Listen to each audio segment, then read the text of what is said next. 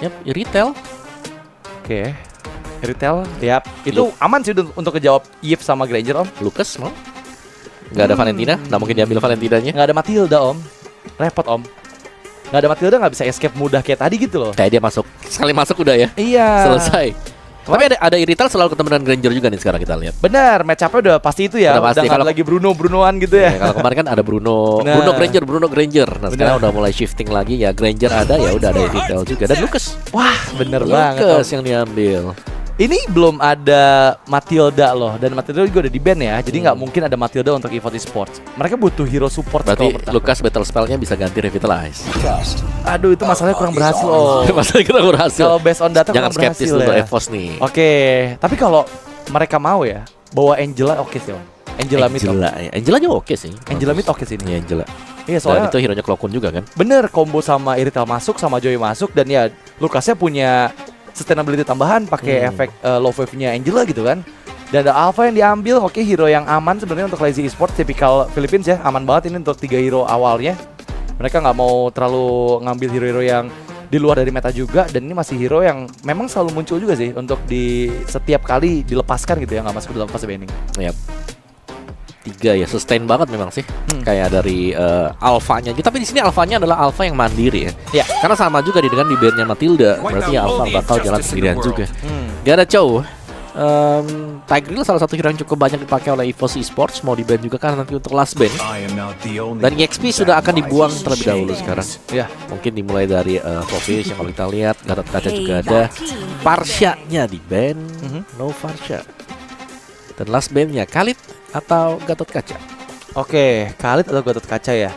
Mungkin yang bakal jauh lebih ngerepotin ya Khalid ya, karena dari awal kan udah mulai bisa ngacak-ngacak banget tuh, dan ngebuka vision pasti ngelawan romer apapun. Kayaknya Khalid sekarang udah bakal bisa megang kuasa sih di area rivernya terutama ya, untuk ngasih poke, untuk sustain. Cici tuh. Ya, ini fokusnya ke arah XP yang memang diantisipasi banget oleh teman-teman dari EVOS Esports.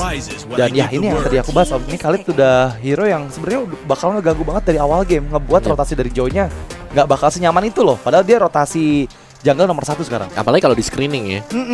Bakal kena dengan Disturb Tornado-nya juga sekalian. Kalau Electrifying Beach gak siap tadi, atau Rhythm of Joy-nya gak siap.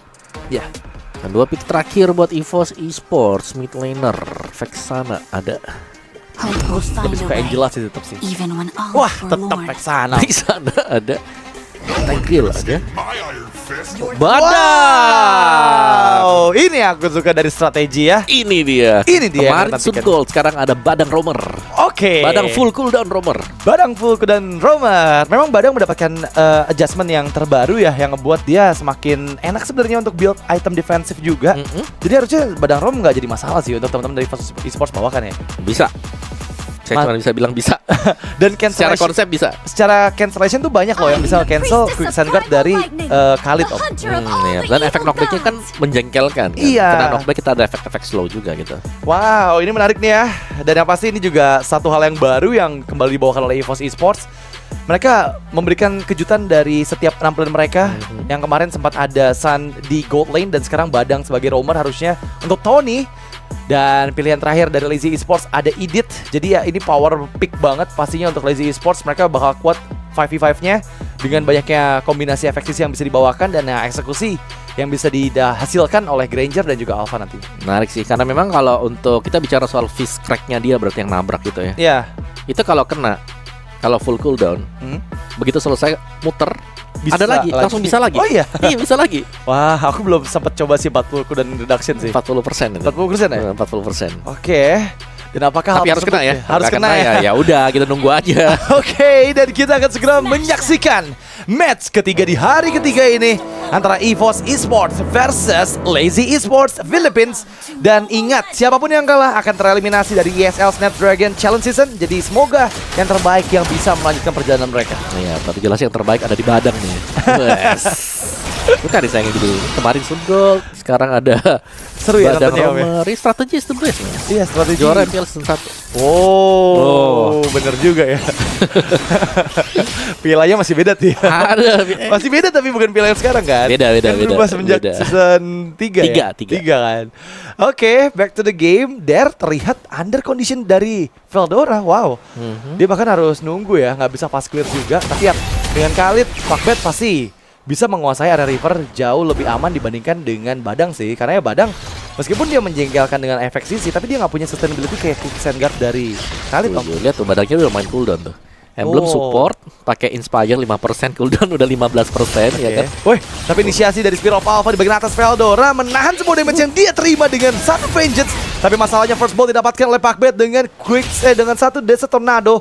Dan ini menjadi kerugian yang begitu fatal karena informasi itu diterima sama Veldora. Benar, ada EXP apalagi, EXP yang tumbang itu kayak kalau kita kalah level 1 aja buat EXP-nya nanti agak sedikit terlambat nanti untuk melakukan backup di turtle yang pertama juga. Tapi ya so far mungkin masih bisa keep up sedikit lah tadi buat si Veldora juga ya. Tough boots buat Veldora bersama dengan Tony tadi. Sedangkan di bottom lane-nya tetap nih dari kedua gold lane akan dibiarkan untuk farming saja karena memang untuk sementara waktu atau di meta yang sekarang ya, gold lane jauh lebih diberikan kesempatan untuk melakukan duel mekanik. Ada mekanik. Dulu kan EXP. Dulu EXP yang sekarang gold lane. Bener-bener kasih space banget ya untuk golden ya. Dan sekarang kalau kita lihat turtle yang pertama memang udah di setup oleh Lazy Esports. Untungnya Dare ini masih belum level 4 sehingga belum ada primal run. Tapi nggak ada kontes juga yang dilakukan oleh EVOS Esports. Mereka merelakan aja objektif yang pertama karena memang ada Pakbet yang ngebayang-bayangin juga tadi Anavel gitu. Jadi ada chance Raging Sandstorm-nya sekarang semakin bisa menjadi distraksi juga untuk teman-teman dari EVOS Esports. Dan terlihat ada pertukaran yang coba didapatkan oleh Anavel, membuka reward populations, tapi Anavel masih bisa escape dengan cukup aman. Si Zou di sisi lain juga masih bisa melarikan diri ya dengan flicker yang dia gunakan dan belum ada korban jiwa dari Lazy Esports. Alright. Dan kelihatan bagaimana dengan emblem support misalnya yang pakai dengan Tony ya, itu membuat dia sebenarnya nggak terlalu sustain juga. Tidak terlalu tanky, tidak terlalu tebal, tapi dengan kondisi plusnya adalah cooldown yang jauh lebih cepat dan Cloakun ditabrak. Wah, ini bahaya banget sih dan Cloakun tereksekusi. Memang backupan datang di bagian belakang dengan Fist Wind, tapi Tony masih level 3 dan Tony nggak punya Fist Crack. Dan itu yang bakal ngebuat menjadi kerugian yang begitu fatal untuk EVOS Esports. Lazy mereka menguasai di beberapa lininya, bahkan kali ini di bagian bawah. Niki, wah, Niki udah nggak bisa dapat satu wave sih. Bahkan dia dipaksa untuk recall dan Pakbet udah mulai muncul.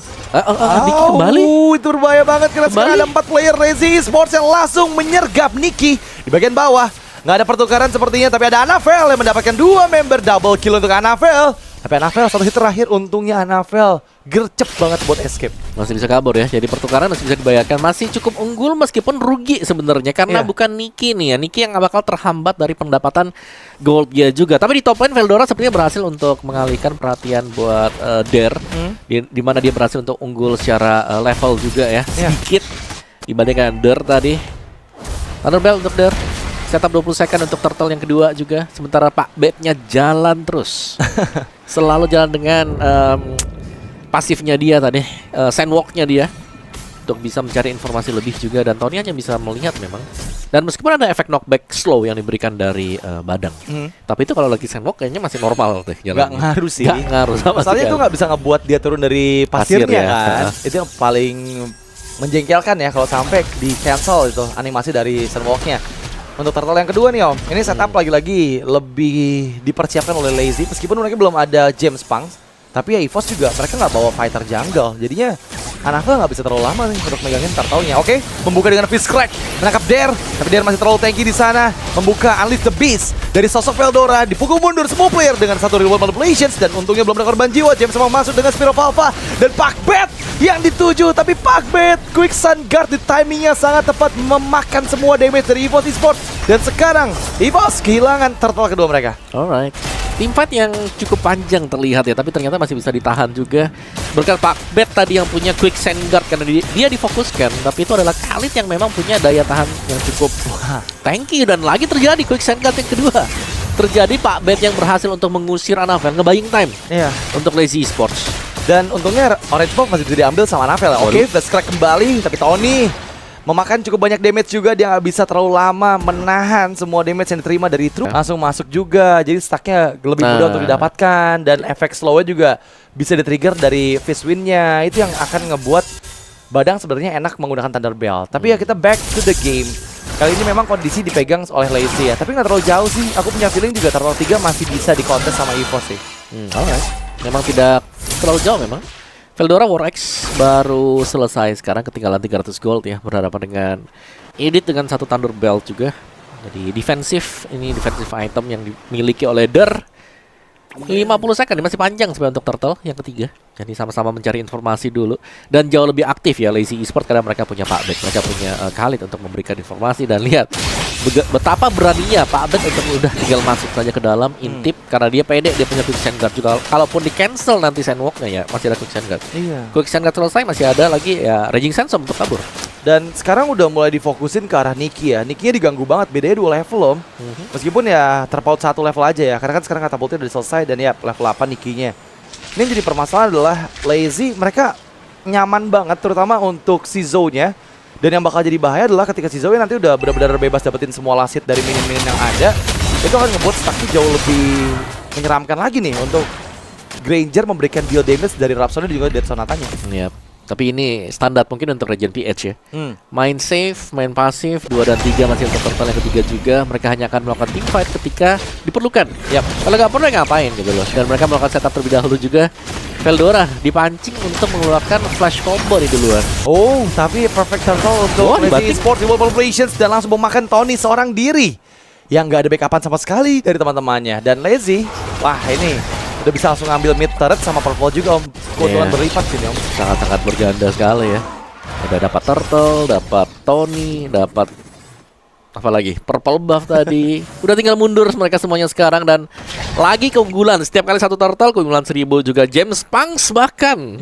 Winter Crown dibeli dengan dia. Cukup pagi untuk Winter Crown. Item kedua berarti. Untuk James ketiga lah. Ketiga mungkin untuk dia. Kayaknya kedua deh kayaknya ya. Abis War-X ya kayaknya ya. Harusnya ya untuk James Punks karena menit ke-7 dan biasanya menit ke-6 ke-7 tuh baru jadi 2 item untuk junglernya gitu. Dan dengan ada Winter Crown dia kayak bisa buat kiting banget sih. Dia bakal pede buat ngebuka Fear of Alpha banget sih ini. Buat ngebuka team fight ya. Dia bisa kiting buat ke Veldora atau karena tapi ada first crack karena Pakbet dan quick side guard yang dihindari juga.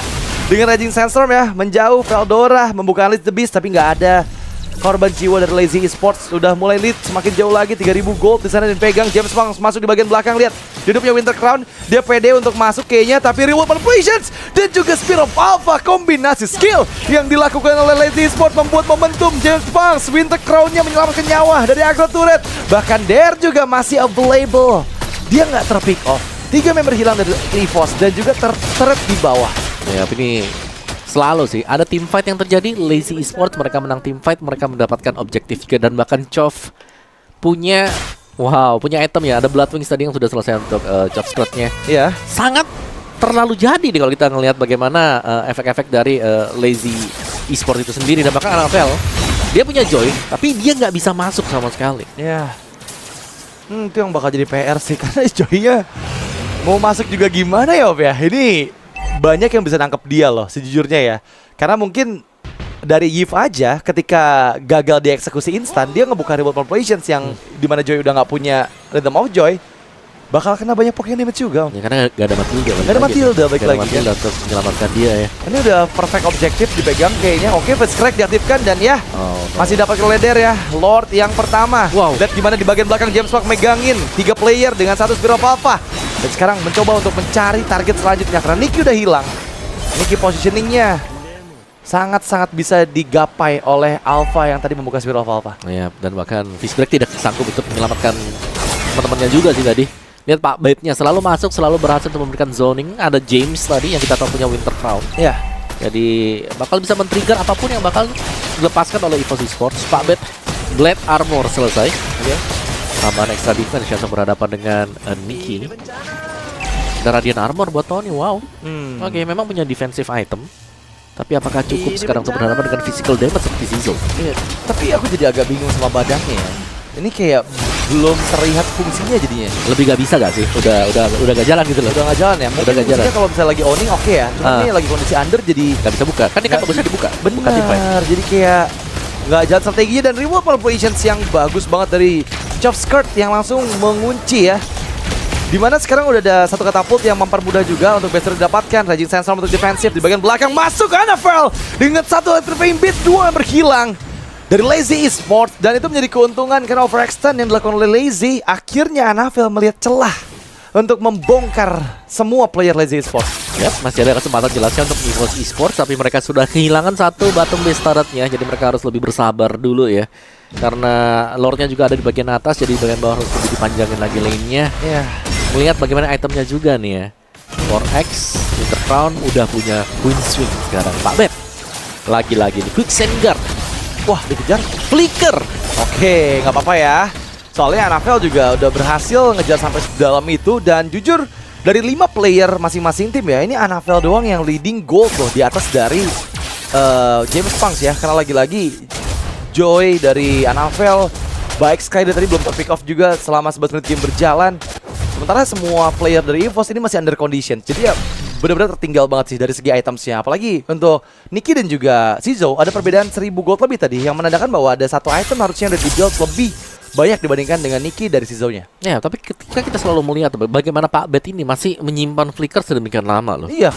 Siapa yang bisa men-trigger lagi nanti flicker? Masa cuma Anafel yang bisa men-trigger ya?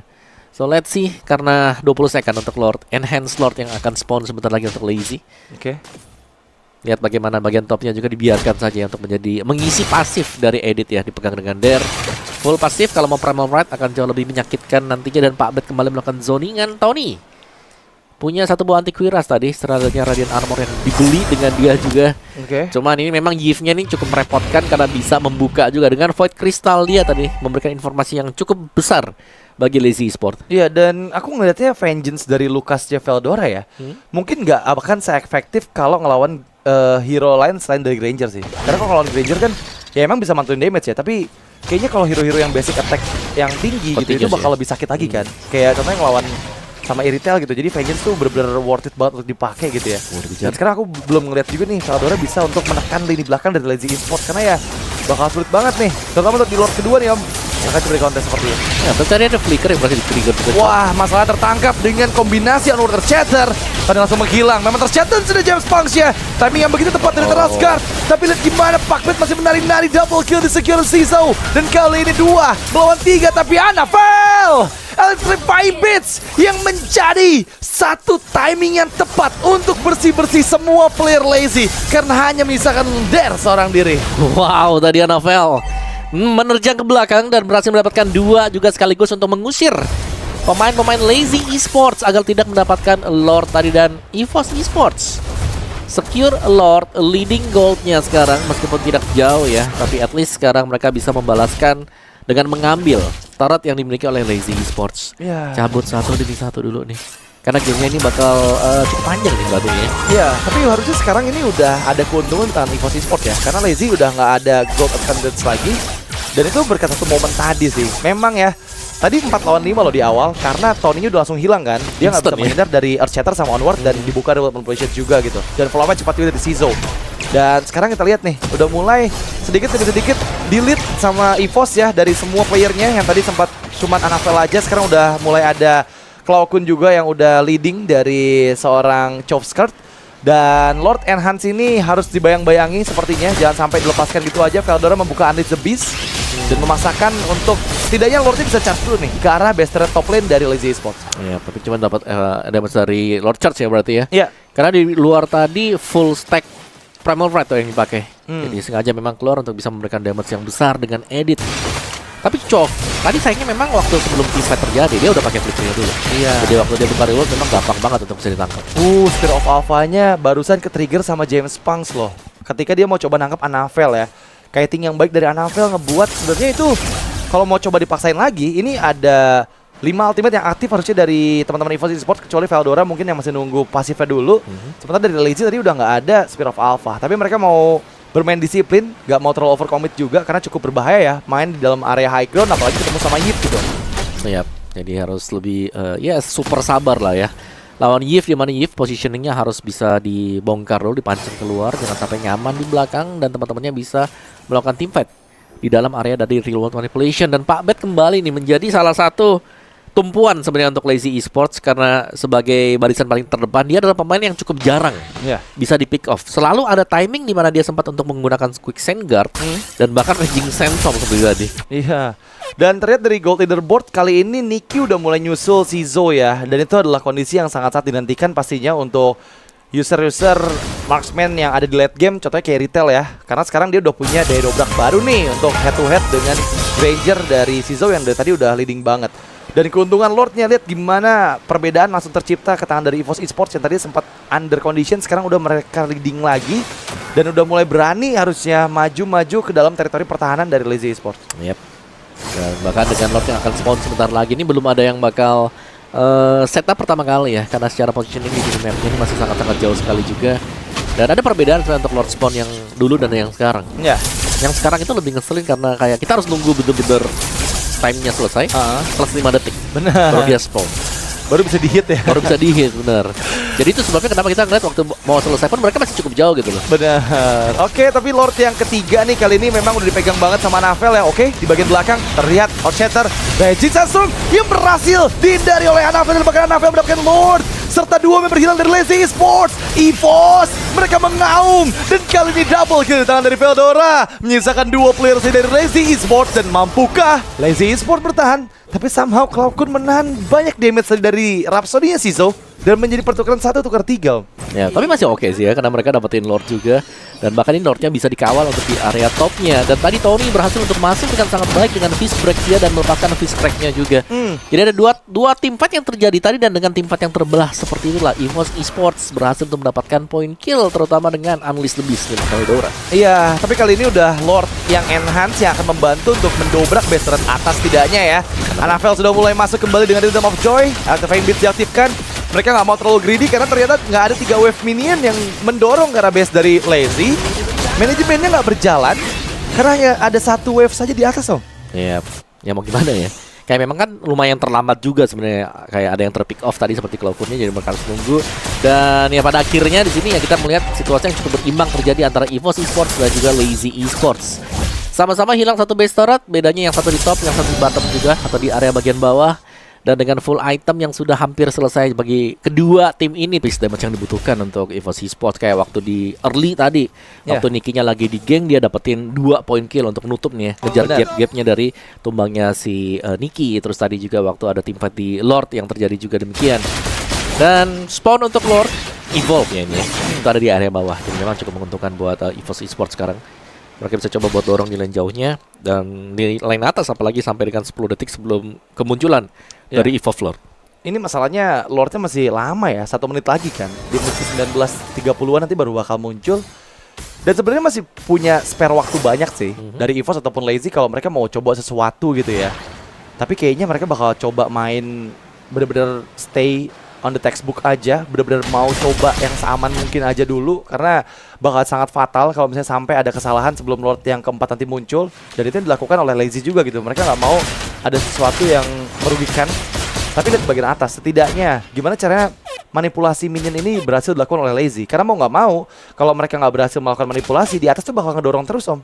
Karena super wave minion juga gitu. Iya, jadi memang tugasnya Lazy cukup banyak banget ya sekarang. Tapi ya 1 menit tadi gak terlalu panjang ya, gak terlalu berasa. Kan tinggal 30 detik sekarang juga. Dan di bagian topnya Lazy masih harus dorong nih untuk lane jauhnya. Mereka gak bisa membiarkan seperti ini juga. Karena untuk clear lane-nya sebenarnya power dari Lazy itu gak terlalu bagus. Iya, tapi itu bagus sih. Manipulasi minionnya berjalan sih. Itu ada dua katapult lebih, bahkan ada 2 katapult sama ada beberapa minion yang range juga. Dan itu akan membuat setidaknya bisa menahan nih di atasnya. Kalau nggak didorong lagi sama EVOS Esports ya.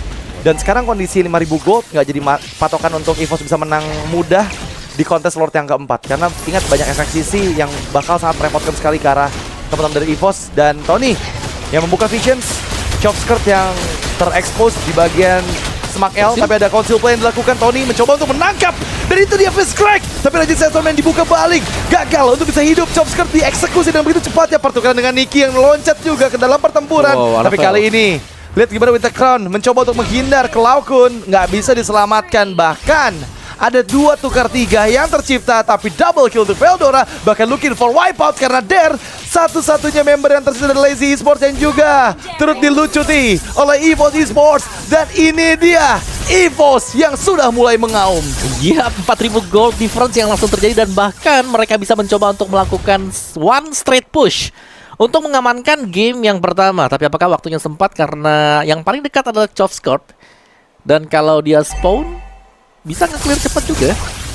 Alright, Windtalker Golden Staff untuk Annabelle bakal dipercepat dan yes, game end kah? Oke, ini ya harusnya timing yang tepat dengan adanya minion, tapi sepertinya nggak sempat Chovscourt untuk menyelamatkan base dari Lazy Esports dan kemenangan pertama yang didapatkan dengan Badang yang muncul, Om. Wah, tapi Badang yang muncul deg-degan gak sih? Early game yang tidak berjalan mulus.